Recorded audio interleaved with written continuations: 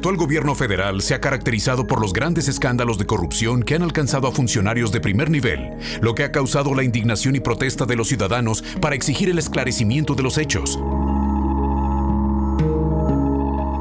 Sin embargo, la corrupción no solo se presenta en las altas esferas gubernamentales. La corrupción nace en cada uno de los individuos que forman esta sociedad, en actos cotidianos que se han normalizado. Cuando se habla de corrupción, se piensa en las instituciones públicas y temas de poder, pero no desde la perspectiva individual y en acciones diarias de convivencia. Es necesario analizar si somos corruptos desde la ciudadanía en nuestro día a día. ¿Somos corruptos en la vida cotidiana?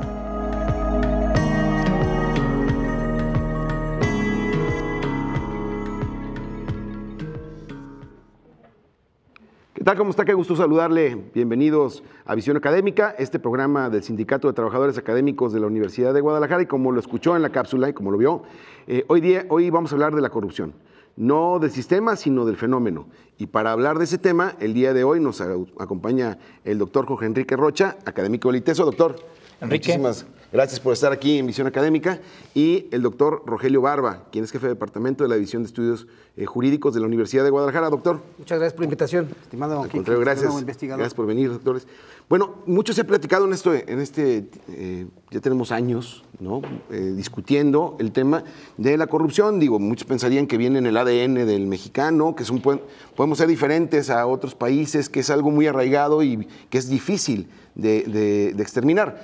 Yo, desde mi punto de vista, creo que no, pero tendríamos que empezar a analizar este tema para saber, primero, qué es la corrupción. ¿Quién quiere empezar?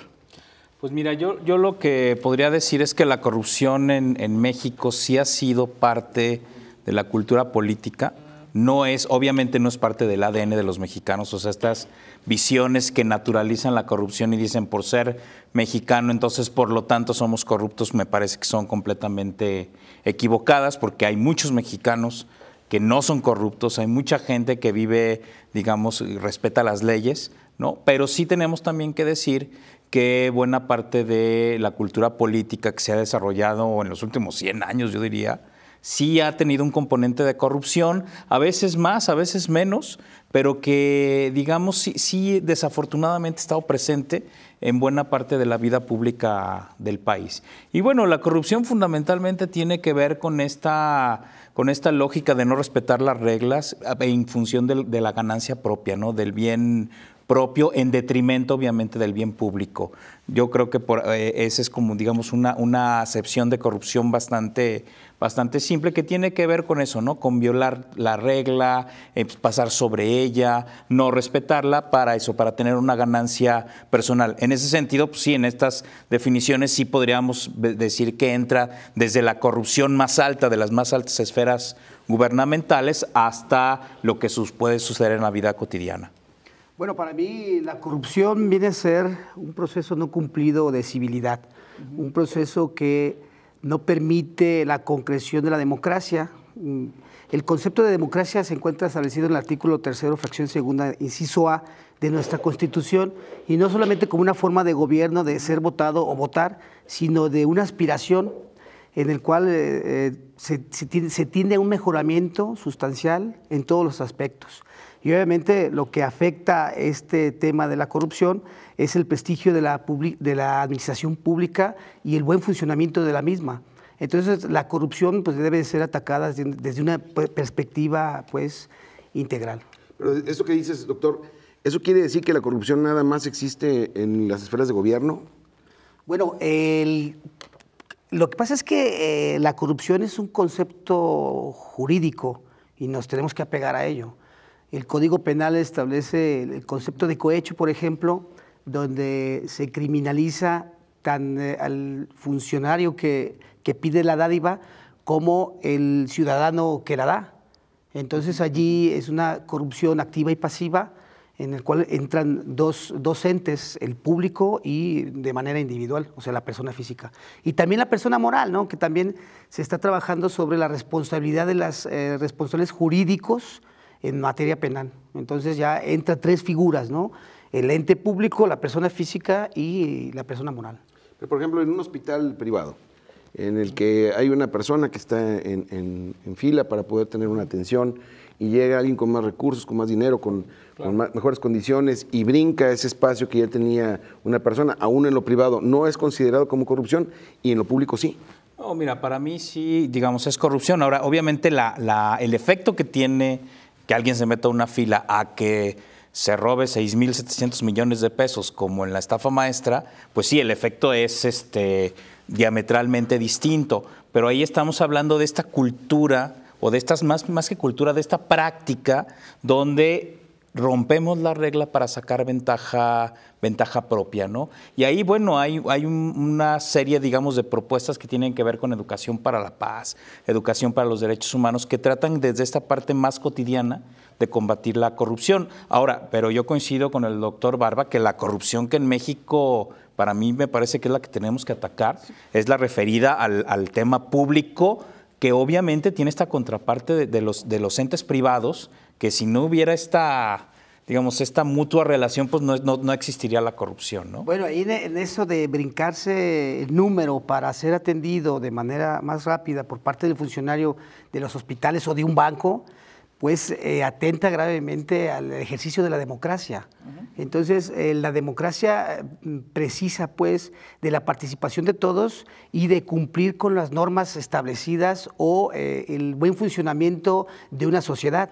Entonces, si hay una fila, pues tienes que tomar la voz para que te toque el turno, ¿no? Y no buscar el atajo para que tú seas atendido porque tú conoces a otra persona. Entonces ahí hay un juego maquiavélico en el cual entran dos personas, ¿no? El que te da el paso y el que lo solicita. No, y mira, por ejemplo, en la parte privada, todo lo último que hemos visto, por ejemplo, en el tema de fútbol profesional, en la FIFA y todo esto último con Blatter y con Platini, pues eso es corrupción, digo, y es un asunto, es un negocio privado, básicamente el fútbol profesional en todo el mundo, incluyendo México, pero pues ahí sí hay, digamos, y un claro acto de corrupción que además en el caso de ellos, pues sí tuvo, digamos, sanciones e implicaciones, no de corte penal, pero sí tuvieron sanciones, ¿no? Bueno, ¿y cuáles serían entonces los actos más cotidianos, se puede decir, en materia de corrupción? Bueno, ya sabemos que en el tema de lo público es buscar, por ejemplo, el asunto de los moches, la mordida. Tráfico de influencias. Que digo que aquí debemos de analizar cuál es, por ejemplo, el espíritu legislador cuando quiere tener una sanción, una multa, ¿no? En el asunto de decir, no se está respetando la ley, entonces tenemos que elevar las multas para que se pueda respetar de otra manera, y ahí eso hemos visto que es al revés.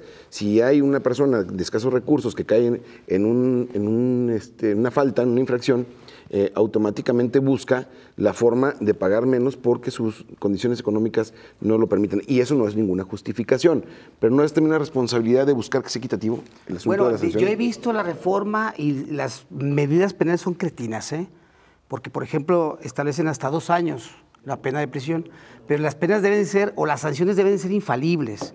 Es decir, si la pena es mínima o irrisoria, que se puede pagar con una multa, pues se puede llegar a un quantum de pena, se establece con la finalidad de que aquella persona que no tiene recursos lo pueda pagar, pero si no lo paga, que no vaya a la cárcel, pero también que le pueda restringir otros derechos, por ejemplo, para el refrendo vehicular, para sacar una acta de nacimiento. Si no paga la multa por haber cometido el acto de corrupción, no se le puede entregar.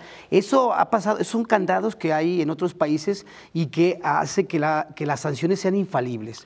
Sí, mira, yo lo que he visto en la vida cotidiana, sobre todo hay 2 tipos de actos de corrupción en los que incurren muchos ciudadanos. El primero tiene que ver con pagar para que no se te aplique la ley, o sea, tal cual. O sea, hay una multa y entonces yo lo que hago es que le pago al tránsito o le pago al inspector o le pago a no sé quién. Para agilizar un trámite. Exacto, esa es la otra, para agilizar. Es decir, los trámites de repente en México son tan tortuosos que entonces la gente dice, a ver, esto no va a caminar, no se va a destrabar si no das una mordida. De hecho, bueno, hay estudios de Transparencia Internacional que dicen que hay un 10% del Producto Interno Bruto que se va en este tipo de digamos, de dádivas para que las cosas se destraben. El 1% de los mexicanos aceptan haber otorgado algún tipo de regalo en momento, o sea, todo para buscar agilizar algunas cuestiones, ¿no? Así es.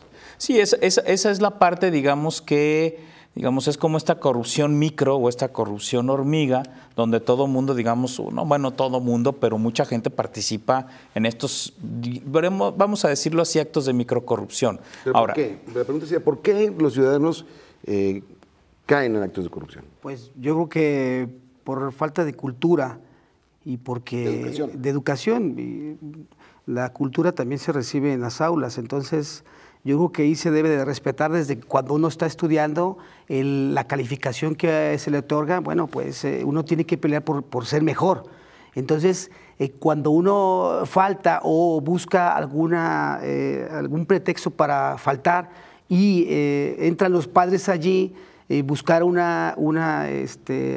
pretexto, pues entonces todo ese entorno entra al tema de la corrupción y así va creciendo en el entorno familiar, en el entorno social y hasta las esferas ya a nivel profesional, ¿no? Debemos decir que esto no es exclusivo de los mexicanos, ¿verdad? Esto pasa en todo Ahora, el mundo. mira, Nada más las sanciones son mucho más efectivas en otros lados. No, yo creo que también hay otras dos razones. Por un lado, hay como, tú ves en los espacios educativos una especie de simulación, porque dicen, bueno, este es el trámite como debería de ser, pero siempre hay el modo con el que hay algún atajo, esa es la palabra, ¿no? Para resolver la cosa y en realidad te están haciendo una doble enseñanza, ¿no? Esa me parece que es una. Y la otra es que efectivamente luego tenemos una administración pública en general, en todos los niveles, que es muy ineficaz, que es muy ineficiente y que obviamente eso siempre acelera o más bien incentiva la corrupción, ¿no? Digo, ahí algunos pueden decir, pues es que hay tantos candados porque queremos evitar la corrupción, pero precisamente lo que terminan provocando es que haya mayores incentivos para hacerlo. ¿Por qué? Porque entonces la gente dice, pues es que tengo que hacer todos estos asuntos, mejor tomo el atajo porque eso es lo que me va, digamos, a asegurar que mi trámite va a estar resuelto, ¿no? Y hay otro tipo de corrupción que no se toca, la corrupción en el deporte. Lo vimos con un expresidente de un partido que tomó un atajo y llegó en primer lugar y después se evidenció mundialmente. No necesariamente en primer lugar, pero llegó antes de lo que tenía que llegar. Es que también la corrupción es un fenómeno general que se puede practicar hasta en el deporte, ¿no? Sí. Entonces, no solamente es ganar o favorecer, sino también llegar a esos atajos que te permiten tú lograr, o en este caso en el deporte, pues ser de los primeros. Vamos a ir a una pausa. Y cuando regresemos vamos a hablar de cómo podemos empezar a que no sea normal ese tipo de asuntos. ¿Qué debemos de hacer para evitar el tema de la corrupción y cómo podemos llegar a tener mejores resultados en México? Vamos a un corte y regresamos a Visión Académica.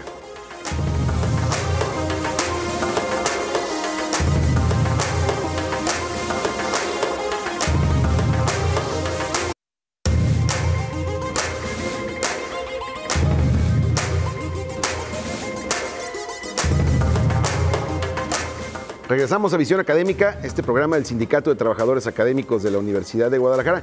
Hoy estamos hablando del fenómeno de la corrupción, platicando con el doctor Jorge Rocha y con el doctor Rogelio Barba. Yo soy Enrique Velázquez y también quiero aprovechar para invitarlos a la carrera del STAUDG. El próximo 12 de noviembre vamos a tener una carrera de 5 y 10 kilómetros. Esta carrera queremos institucionalizarla y que año con año se realice. Promovamos la salud, hagamos deporte en la universidad. A todos los académicos, a su familia, los invitamos el 12 de noviembre. Tendremos esta carrera y que están invitados aquí los doctores a participar. Y respetaremos las reglas. Hay que respetar las reglas. Lo que decías de Roberto Madrazo, ¿no? Lo que ocurrió de que también se brincó. En esas reglas también hay corrupción. Y también, por ejemplo, lo que le pasó a Messi, también hablando de corrupción deportiva, que allí para poder fincarle responsabilidad penal se estableció lo que se conoce como la teoría de la ceguera deliberada, que en el caso de él había contrataciones, y en el de Rafa Márquez, también que había contrataciones que él no sabía o no se quería dar cuenta, sin embargo él las firmaba, él participaba de manera indirecta y ellos al final los excluyen de la responsabilidad penal, pero esto tiene que ver con esta teoría de la ceguera deliberada, porque ellos intuyen que se está cometiendo un acto de corrupción por medio de dádivas para poder evadir el fisco por medio de las ONGs donando dinero y se cometen hechos criminales y ellos, bueno, pues como que no se dan cuenta. Esto tiene que ver con la teoría de la ceguera deliberada, que tiene que ver pues con la corrupción del deporte. En fin, bueno, pues la corrupción se engloba. Corrupción en todo el mundo, ¿no? En todas partes. Corrupción escolar, corrupción profesional, corrupción deportiva en los hospitales. O presidentes que no hacen sus tesis, cosas de ese tipo, ¿no? Digo, por ejemplo. Lo decíamos, en cualquier parte del mundo, con el tema de la Casa Blanca, con de la tesis y con otros más, digo, yo hubiera habido en este momento un cambio de presidente. No, es que ¿sabes cuál es la diferencia? O sea, no estaría al frente del Ejecutivo. Por ejemplo, en casos como Alemania o Islandia, cuando hay un alto funcionario público que se le encuentra un acto de corrupción en este tipo de escenarios, que tiene que ver con temas, por ejemplo, escolares o de estudios, llega a tal grado la sanción social que en esos casos ellos renuncian, aunque no hayan cometido un acto de corrupción en términos de administración pública. Se separan o renuncian, dicen, pues sí, ¿sabe qué? Yo mi título no es válido y entonces me voy. Es decir, pero ahí la diferencia que hay con México es que hay una sanción social muy fuerte y una presión muy grande de parte de la ciudadanía para decir, a ver, si tú me mentiste en esa parte que puede ser de tu vida privada, ¿qué me asegura que no me vas a mentir en tu vida, en tu ejercicio público, ¿no? Sí, lo que pasa con la cleptocracia, ¿no? Cuando se les impone una sanción de la muerte civil para aquellas personas que cometen actos de corrupción que jamás vuelven al servicio público. Exacto. Entonces, bueno, son medidas extraordinarias que han dado funcionamiento pues al sistema de administración de justicia y sobre todo a la administración pública para dar ejemplos claros sobre esas medidas que deben ser eficientes. Si no, lo vamos a sancionar con una pena de 2 años y después lo vamos a volver a ver de nueva cuenta en alguna función pública. Pero lo curioso aquí en este tema, doctores, es que se encuentra primero, yo desde que no supo los 3 libros, yo pensé que nadie iba a votar por él, ¿no? Por el presidente. Después pasa Casablanca, ahora Oberdech, tenemos la estafa maestra, todo esto que ha pasado en torno a la tesis y todo esto que ha pasado en torno al presidente de la República, pues pensaríamos que ya no va a ocurrir, ¿no? Pero luego ves el resultado en el Estado de México y ves esta forma de hacer política en el país, que en cualquier parte del mundo hubiera sido diferente. Digo, en Grecia han salido por casos de corrupción presidentes, en Guatemala. En Brasil. En Brasil ha estado... Bueno, es que impera el cinismo, pues, en la clase política, la cual, bueno, pues hay una credibilidad institucional por los suelos. Entonces tienen que repensar cuáles son las medidas que se van a imponer para que no lo vuelvan a hacer. Y eso iba, ¿no? ¿Qué tenemos que hacer como sociedad? O sea, para ser parte de la solución a este tipo de problemas. O sea, ¿qué tenemos que estar pensando? Yo veía un asunto hace algunos días en el que decía un investigador español que los países más ricos no eran aquellos que tenían más petróleo, más diamantes, sino eran aquellos que tenían más educación. ¿Y qué era la educación? Aquel que podía robar y no lo hacía, ¿no? Aquel que se puede pasar el alto y no lo hace. Aquel que choca con alguien y le dice una disculpa, ¿no? O que va a pagar una factura y dice gracias. O sea, ese tema con un acto totalmente de civilidad y de respeto a las leyes. Y no nos vamos muy lejos. Parientes de nosotros en Estados Unidos, a la hora de manejar es totalmente correcto. En cuanto una persona pone un pie abajo de la banqueta, todos los carros se paran. Sí, cuando vamos a Estados Unidos, ¿no? Nos ponemos el cinturón de seguridad cuando vamos a cruzar la línea. Eso me ha pasado con familiares o amigos cercanos. Ahí lo que tenemos que tener, bueno, es una ciudadanía vigilante con una masa de pensamiento crítico. Por ejemplo, lo que pasa en Chile, ¿no? Tú vas en Chile o en Alemania, si vas en bicicleta y te vas a pasar un alto, el que va a un lado de ti te para, te puede detener y luego llamar a la policía para que te detenga y te imponga una multa porque te pasaste el alto, aun cuando uses la bicicleta, así es. Sí, fíjate que para mí hay como dos estrategias fundamentales de la ciudadanía.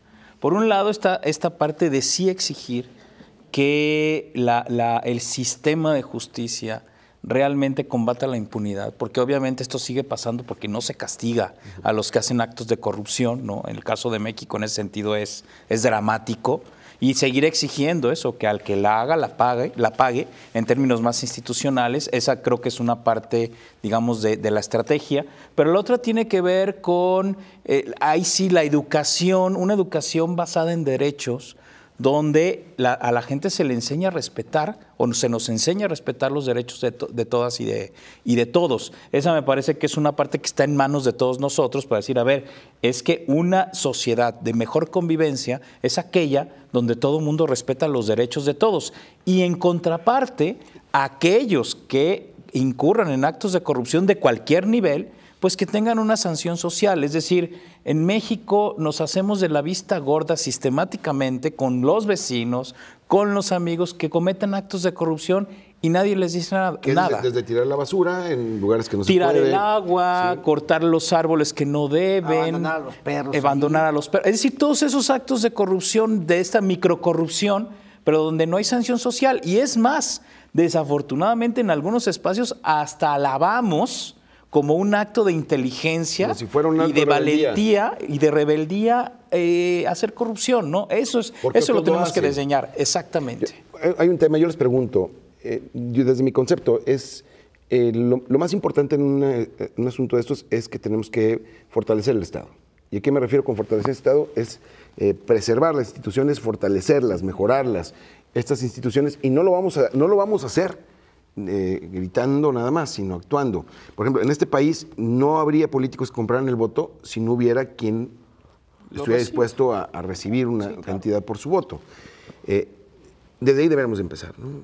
El asunto de cuidando al Estado, cuidando no a los gobiernos como tal, pero sí al gobierno, ¿no? Para poder tener una convivencia mucho más armónica. No sé qué piensan ustedes de esto. Mira, yo de repente en algunas charlas donde ha habido empresarios y tocamos el tema, si les digo, es que se tienen que aguantar a incurrir en los actos de corrupción, de los que sean. Claro que la excusa es que dicen, es que si no, no va a avanzar mi trámite, es que si no, no va a avanzar mi permiso, mi licitación, es que si no lo hago, vamos a perder empleos. ¿Sabemos cómo es esto? Exacto, pero les dices, a ver, es que claro, si lo piensas como un acto individual, pues sí, seguramente tú vas a perder, pero aquí necesitamos un acto de solidaridad social entre todos, porque cuando entonces yo diga no y el otro diga no y el que sigue diga no, es cuando entonces vamos a empezar a destrabar esta cadena de corrupción. Porque doctor, tú que eres abogado, sabemos que en México hemos buscado poner más reglas, ir amarrando todo, a veces trámites muy complicados, que a veces le resulta más sencillo a la gente en su idea tratar de dar un paso adelante para destrabar este tipo de asuntos en una tramitología inmensa que hay para poder hacer algunos asuntos. Uno de los temas también importantes es que hay comités de adquisiciones en todos lados y están presentes todos, sociedad civil, cámaras, empresarios, organismos, todo el mundo, pero no hay una sola denuncia. ¿Qué pasa con esto? Eso es muy curioso. Yo cuando estuve en transparencia del municipio de Guadalajara íbamos y hasta medíamos los centímetros del asfalto que se iba a arreglar en las calles, y efectivamente después se veía el desfalco y pues estaban ahí las cámaras de la construcción y jamás decían nada. Entonces yo creo que allí pues se repartían el botín con la finalidad de conseguir el silencio del otro, ¿no? Entonces, pues todo es un tema de insolidaridad, de cinismo, además, pero que hace falta una certeza jurídica, una certeza de castigo para que estas personas no cometan estos hechos. Y sobre todo, que haya una variación, un escrutinio permanente al patrimonio de las personas, de los altos funcionarios y de todos los funcionarios, ¿no? Claro. Es decir, esa ley de 3 que pueda ser permanente, 3 de 3, que pueda ser cada 6 meses, no lo sé, con la finalidad de ver qué patrimonio es el que tiene, ¿no? Y preserva desde el inicio hasta el último día de la administración. No, pero mira, doctor, dices esto, pero tenemos, por ejemplo, el caso del famoso socavón, de esta carretera que iba de Ciudad de México a Morelos, y el responsable último de la obra sigue departiendo en su oficina. Es decir, esas son las cosas que no podemos seguir permitiendo. Sí, claro. Es decir, lo que pasa es que en esta parte, digamos, hay como una serie de redes de complicidades donde mucha gente sale beneficiada, desde los funcionarios, el empresario, el proveedor, que dice, bueno, yo hago que medio te vendo cosas que están bien, y yo hago que medio lo construyo, y yo medio te doy los permisos, y al final lo que tenemos son tragedias, como la del socavón en esta carretera, o ahora lo que estamos viendo en la Ciudad de México, con algunos de estos edificios que se cayeron, que tenían todos los permisos, pero que no estaban hechos de acuerdo a la ley precisamente, ¿no? Pero también es cierto que la mayoría de las obras se licitan y que hay empresas que no hacen bien su chamba y que lo permiten. Dice, al cabo yo tuve que dar tanto, cuánto, entonces en vez de hacer 10, 15 kilómetros hago 8 y pues que al cabo quién me va a decir nada, tengo todo. En vez de 20 todo el mundo centímetros compra. le pongo 10. Sí, Claro. y no hay problema, al cabo de aquí que se acabe va a pasar otra cosa. Pero entonces, ¿qué? ¿Los jaliscienses o los mexicanos somos corruptos por naturaleza? ¿O qué pasa con esto? Bueno, No, nos incitan también a la corrupción porque cuando te imponen una multa, el trámite es engorroso, haces fila, pierdes días, cuando tiene que ser más práctico. La Ciudad de México, si tú te estacionas en doble fila, van con un aparatito y ahí mismo te ponen la multa y tú puedes pagar allí. Y no entra la corrupción. Bueno, eso pasaba. Entonces yo creo que tenemos que ser más prácticos en el momento de imponer una sanción para que sea más eficiente, ¿no? No, mira, yo definitivamente y sostengo que no, la corrupción en México no es natural, es algo que se aprende en las prácticas y que se aprende muy rápido y que se sigue fomentando. Pero me parece muy irresponsable y una salida fácil decir que, bueno, somos corruptos por naturaleza y entonces este problema no tiene solución. Tenemos que terminar con esa frase que dice el que no tranza no avanza. Esa se debe de erradicar de raíz y empezar a ser buenos ciudadanos para que no pase. Desafortunadamente se nos acabó el tiempo, doctor. Bien, muchísimas gracias por acompañarme, estimado Enrique, doctor Jorge muchas Rocha. gracias. Y usted que nos sigue en Visión Académica, muchas gracias por su atención. Yo soy Enrique Velázquez y nos vemos en la próxima Visión Académica.